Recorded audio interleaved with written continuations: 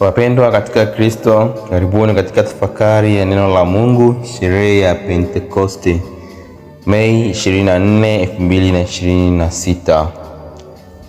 Sherehe ya Pentekoste ni moja ya sherehe kubwa katika kanisa Katoliki, kwani ndiyo siku ambayo Roho Mtakatifu aliwashukia mitume, na ndipo pia kanisa Katoliki lilipoanza miaka 2026 iliyopita.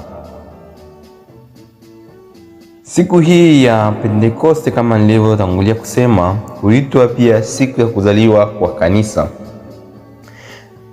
Na katika Agano la Kale, tukiangalia chimbuko la Pentekoste, ilikuwepo tokea Agano la Kale, sio kwa Agano Jipya tu. Na Agano la Kale, Pentekoste ilikuwa sikukuu ya Wayahudi ambapo walikuwa wanatoa shukrani ya mavuno. Kwa hiyo neno Pentekoste au sherehe hizi zilianza tokea zamani, ambapo Wayahudi walikuwa wanatoa shukrani zao za mavuno. Ilikuwa katika msimu huu wanatoa shukrani zao za mavuno. Katika Injili leo tunawaona wanafunzi wakiwa wamejifungia ndani kwa hofu. Milango imefungwa, mioyo imefungwa, matumaini yamepungua. Yesu anakuja katikati yao na kusema, amani iwe kwenu, kisha anawavuvia Roho Mtakatifu. Hii inaonyesha jambo kubwa sana, kwamba bila Roho Mtakatifu mwanadamu huishi katika hofu, lakini Roho anapoingia, hofu hugeuka kuwa ujasiri, huzuni hugeuka kuwa furaha, na udhaifu hugeuka kuwa utume. Ndiyo hali tunayoiona katika somo la kwanza. Wale waliokuwa wamejifungia kwa hofu sasa wanatoka nje kwa nguvu kubwa, wakitangaza matendo makuu ya Mungu. Hapa tunaona kazi ya Roho Mtakatifu. Abadilishi mazingira kwanza, anabadilisha moyo wa mtu. Wanafunzi hawakupewa silaha, hawakupewa mali, hawakupewa mamlaka ya kidunia, bali walipewa nguvu ya Roho Mtakatifu, nayo ilitosha kubadilisha ulimwengu. Ndimi za moto zilizoshuka siku ya Pentekoste zina maana kubwa, kwamba moto huangaza, husafisha na huwasha. Naye Roho Mtakatifu anafanya hayo ndani ya kila mmoja. Huangaza akili ili kumjua Mungu, husafisha moyo kutokana na dhambi, na huwasha moto wa upendo wa kweli wa Mungu na kwa jirani. Na ndiyo maana kanisa haliwezi kuishi bila Roho Mtakatifu. Parokia inaweza ikawa na majengo mazuri, kwaya nzuri, viongozi wengi, lakini bila Roho Mtakatifu kila kitu hubaki shughuli za kibinadamu tu.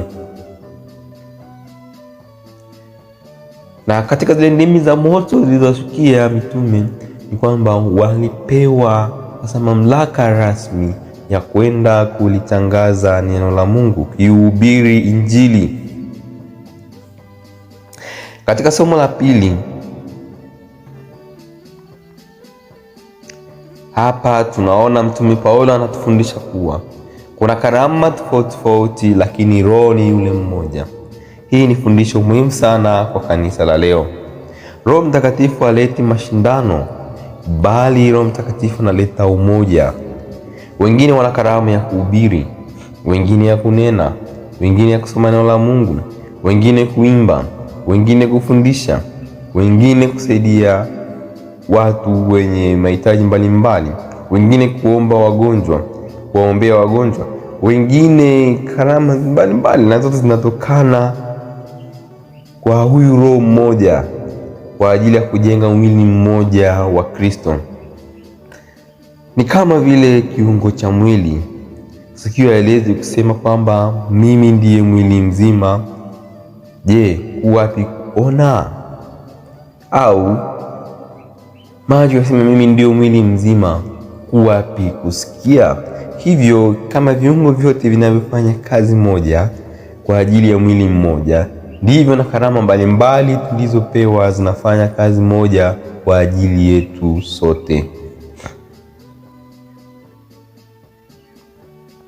Hapo ndipo tunapojifunza kuwa Mkristo wa kweli hapaswi kuwa chanzo cha mgawanyiko, chuki, majivuno au wivu ndani ya kanisa. Roho Mtakatifu hujenga umoja, roho ya dunia hujenga mgawanyiko. Na ndiyo maana Paulo anasema na sisi sote leo kwamba tulinyeshwa roho mmoja. Haijalishi tofauti za lugha, rangi, taifa au hali ya maisha, mbele ya Roho Mtakatifu sisi ni familia moja ya Mungu. Katika somo la kwanza, watu wa mataifa mbalimbali walisikia mitume wakisema kwa lugha zao wenyewe. Hapa Mungu anaonyesha kuwa injili ni ya watu wote. Katika mnara wa Babeli watu waligawanyika kwa sababu ya kiburi, lakini katika Pentekoste watu wanaunganishwa tena kwa nguvu ya Roho Mtakatifu. Roho huvunja kuta ambazo dhambi ilizijenga. Leo tujiulize, je, maisha yangu yanaonyesha kweli uwepo wa Roho Mtakatifu? Kwa sababu mtu anayeongozwa na Roho Mtakatifu huzaa matunda yanayoonekana. Katika maisha yake kuna upendo badala ya chuki, kuna furaha badala ya huzuni ndani, kuna amani badala ya vurugu, kuna uvumilivu badala ya hasira, kuna wema badala ya ukatili, kuna uaminifu badala ya unafiki, kiasi badala ya tamaa, usafi wa moyo badala ya uchafu wa dhambi. Lakini mtu asiyeongozwa na Roho Mtakatifu naye pia huonyesha matunda ya kimwili, na matunda ya kimwili ni kama wivu, ugomvi, uzinzi, kiburi, chuki, fitina, ulevi, uchoyo, kutokusamehe, maisha ya sala ya udhaifu, moyo usiotaka kutubu. Roho Mtakatifu ni Mungu anayefanya kazi ndani yetu kila siku. Tatizo kubwa ni kwamba Roho huyo sio kwamba hayupo, bali mara nyingi ni mioyo yetu imefungwa kama ile ya wanafunzi kabla ya Pentekoste, imejaa hofu. Tunamwomba Roho aje, lakini tunashikilia chuki, tunashikilia kiburi, tunashikilia dhambi na maisha yasiyotaka kubadilika. Roho Mtakatifu huingia pale ambapo kuna unyenyekevu na moyo wa kutubu.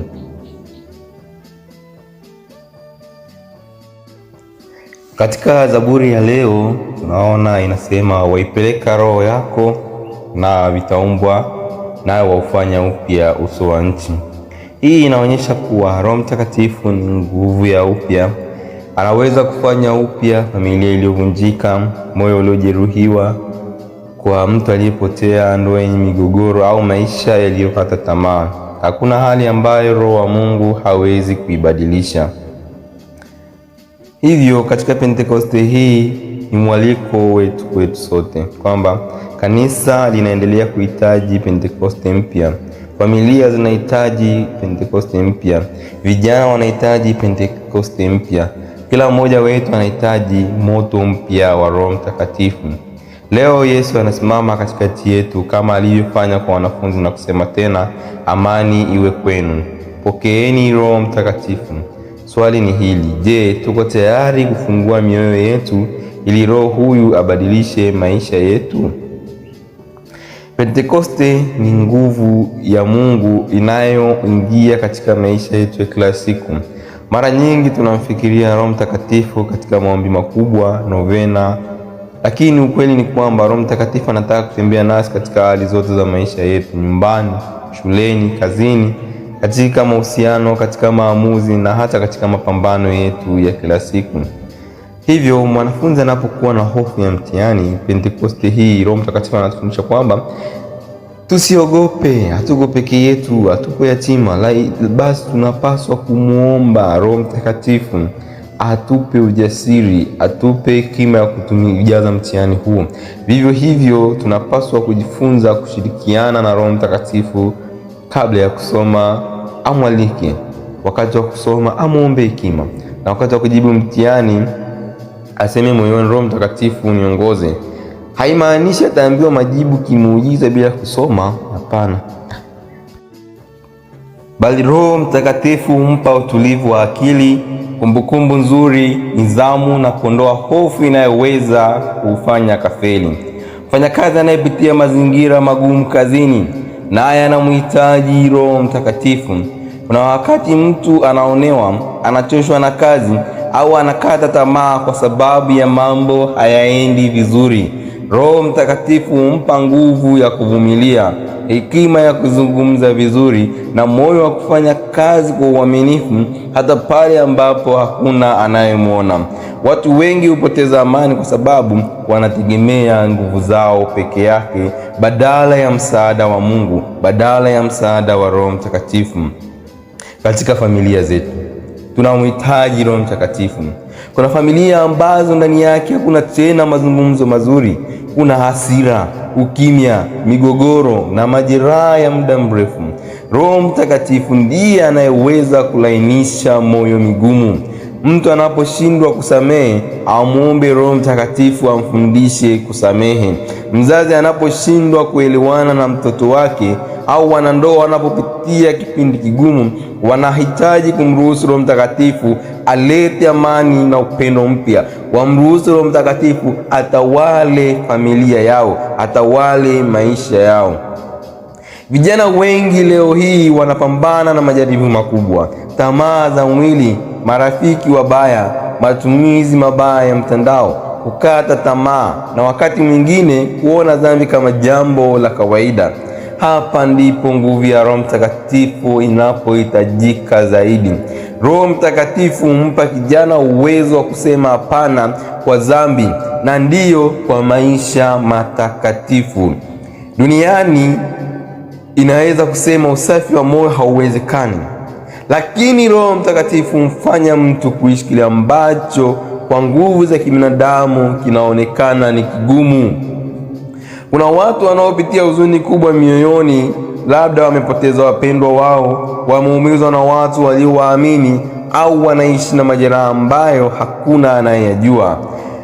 Pentekoste hii inatukumbusha kuwa Roho Mtakatifu ni mfariji. Kuna maumivu ambayo maneno ya binadamu hayawezi kuponya, lakini uwepo wa Roho wa Mungu unaweza kuleta amani ndani yetu ambayo dunia hayawezi kutoa. Roho wa Mungu anatupa nguvu, na ndio maana katika ile shairi, ule wimbo wa Roho Mtakatifu sisi tunaimba bila nguvu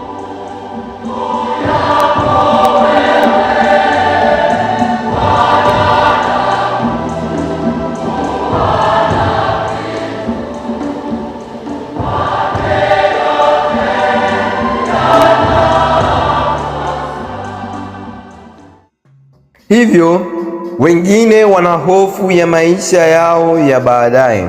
Hawajui watakuwa nani, wataolewa lini, watapata kazi lini, na ndoto nyingine zao zitimiaje. Lakini Roho Mtakatifu ni roho wa tumaini. Mara nyingi tunataka kuona njia nzima ndipo tuamke kwa imani, lakini Mungu huomba kwanza tumwamini, ndipo atuongoze hatua kwa hatua. Hata katika huduma ya kanisani, mtu asiyeongozwa na Roho Mtakatifu huanza kutafuta sifa, huanza kutafuta ushindani na kujiona bora kuliko wengine. Lakini mtu aliyejaa Roho Mtakatifu humtumikia kwa unyenyekevu. Anaimba si kwa ajili ya kuonekana, anatoa tafakari, anashirikisha neno si kwa ajili ya kusifiwa, anasaidia si kwa ajili ya kujulikana, bali kwa ajili ya utukufu wa Mungu. Hivyo Pentekoste inatufundisha jambo moja kubwa sana, kwamba hatupaswi kuishi maisha haya peke yetu, bali tunapaswa tumwalikwe Roho Mtakatifu tuliyeachiwa kama msaidizi wetu. Mara nyingi tunahangaika sana kwa sababu tunategemea akili, nguvu na mipango yetu pekee. Lakini Mkristo wa kweli hujifunza kumshirikisha Roho Mtakatifu katika kila jambo, kabla ya kuamua, kabla ya kuzungumza, kabla ya kusafiri, kabla ya kufanya kazi, kabla ya kulala. Na pole pole maisha yake huanza kubadilika. Hofu huondoka, hasira zinapungua na kuisha kabisa. Upendo unaongezeka na ndani yake kunakuwa kuna amani. Hata kama nje kuna dhoruba gani, lakini ndani yake kunakuwa kuna amani. Hivyo leo tunaalikwa tumwalike Roho Mtakatifu atawale ndani yetu, na huyu Roho Mtakatifu akitawala ndani yetu, tutajaa nguvu ya kusamehe, tutajaa nguvu ya kupenda, tutajaa nguvu ya kuishi utakatifu na nguvu ya kushuhudia Kristo bila hofu. Uje Roho Mtakatifu, uzijaze nyoyo za waumini wako, uwashe ndani yao moto wa upendo wako. Amina. Tumsifu Yesu Kristo milele. Amina.